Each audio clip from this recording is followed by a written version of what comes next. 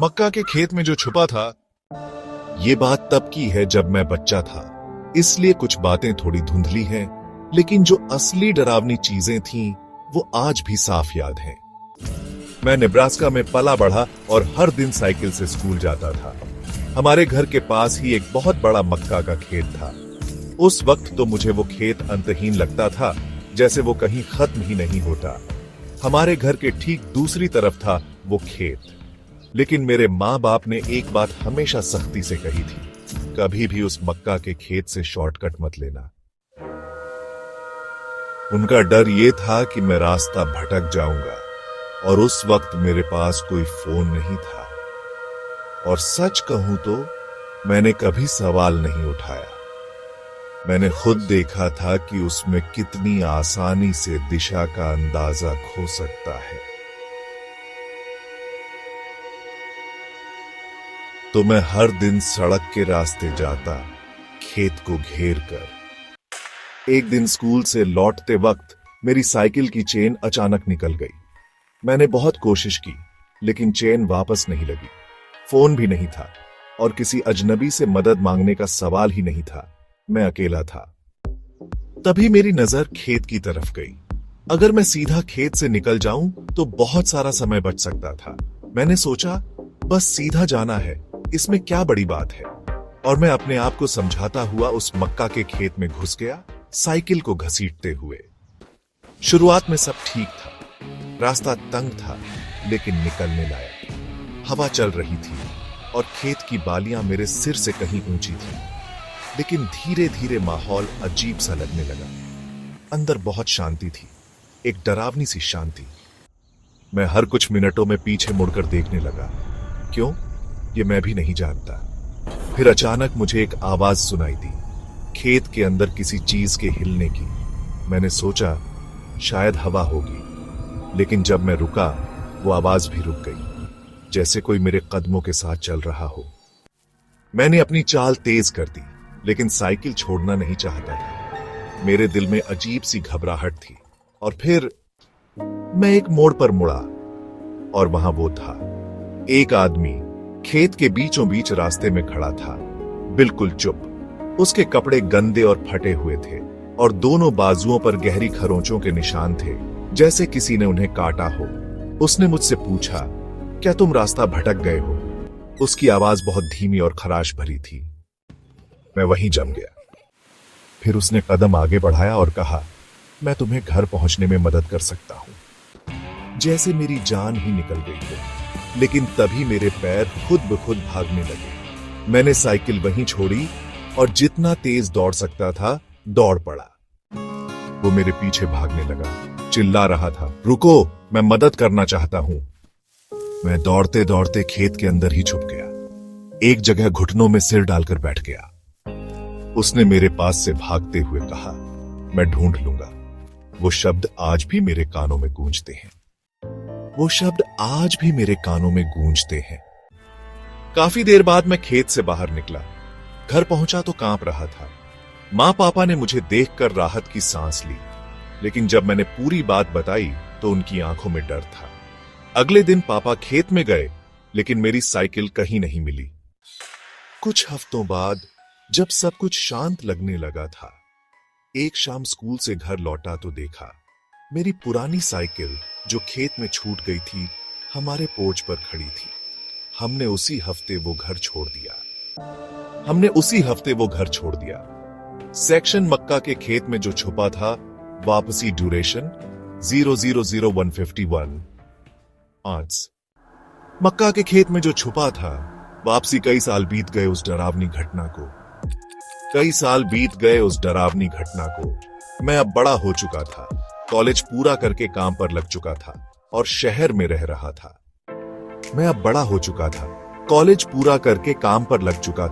और शहर में रह रहा था। लेकिन जब माँ बीमार पड़ी और अस्पताल जाना पड़ा तो मुझे फिर से अपने पुराने घर लौटना पड़ा, उस जगह जहां वो मक्का का खेत था।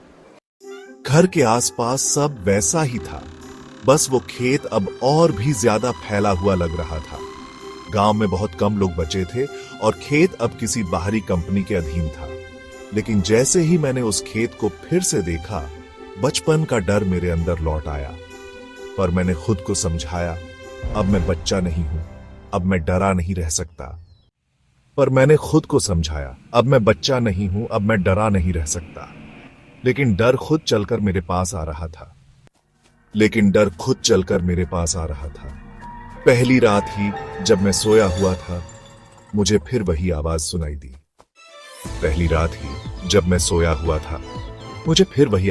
दी। मैं तुम्हें ढूंढ लूंगा। मैं पसीने से भीगा हुआ उठा। मैंने खुद को समझाया कि यह सिर्फ बुरा सपना था, पर तब मेरी नजर खिड़की पर गई। खिड़की पर मिट्टी में उंगलियों के निशान थे, जैसे किसी ने बाहर से मुझे देखा हो।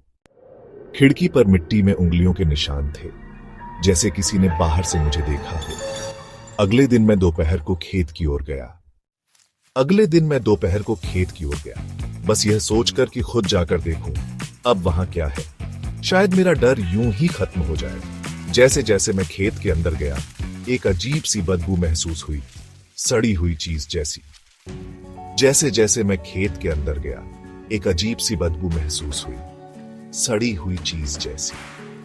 अचानक मुझे वो पुरानी जगह दिखी जहां मेरी साइकिल छूटी थी, और वहीं पास में कुछ पड़ा था, एक पुराना झोला जिसमें मेरी बचपन की पानी की बोतल थी, जो उसी दिन गायब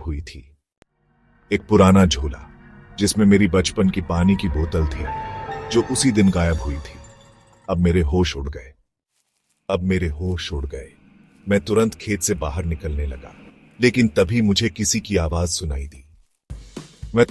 से बाहर निकलने लगा, लेकिन तभी मुझे किसी की आवाज सुनाई दी। धीमी, खराश भरी वही पुरानी आवाज। तुम वापस आ गए। मैंने कहा था ना,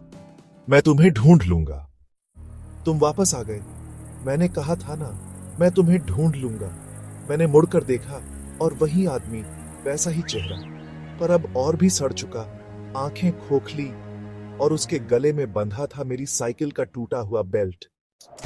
मैंने मुड़कर देखा, और वही आदमी, वैसा ही चेहरा, पर अब और भी सड़ चुका, आंखें खोखली, और उसके गले में बंधा था मेरी साइकिल का टूटा हुआ बेल्ट। मैं दोबारा भागा, लेकिन पीछे से एक और आवाज आई। अब तो तुम कभी नहीं निकल पाओगे। मक्का के खेत में जो छुपा था अंतिम रहस्य। मैं गांव से भाग जाना चाहता था। पर अगली सुबह जब मैं उठा, तो मेरा फोन नहीं चल रहा था। बाइक की चाबी गायब थी, और सबसे खौफनाक बात, घर के दरवाजे के बाहर मक्का की बालियां बिखरी थीं, ताजा तोड़ी हुई, जैसे कोई आधी रात को खेत से आया हो। मैं समझ चुका था, अब यह खेल खत्म नहीं होने वाला, जब तक मैं खुद इसकी सच्चाई सामने ना लाऊं। मैं गांव के सबसे बुजुर्ग आदमी से मिलने गया, जो कभी इस जमीन का मालिक था। वो चुप रहा काफी देर, लेकिन फिर उसने वो कहानी बताई जो कभी किसी ने खुलकर नहीं कही थी। कई साल पहले उस खेत में मजदूरी करने वाले एक आदमी की मौत हो गई थी।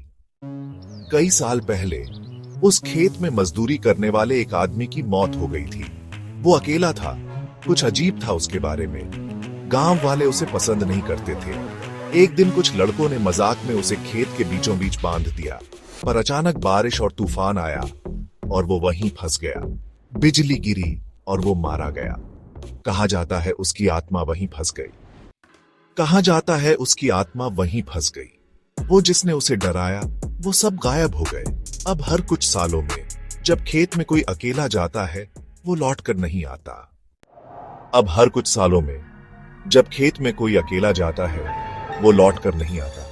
मुझे सब समझ आ गया था। मैं वो बच्चा था जो उसकी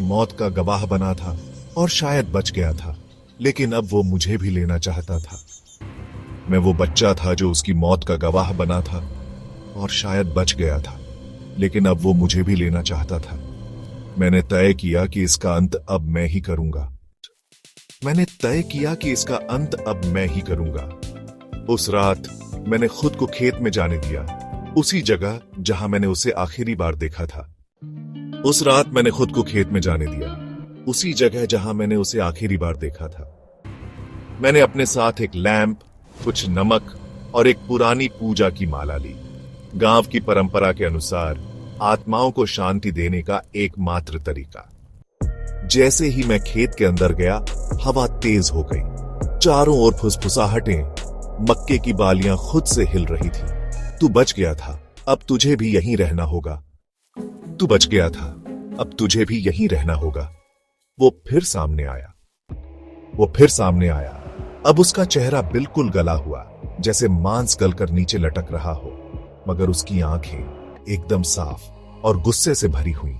मैंने कांपते हाथों से नमक का घेरा बनाया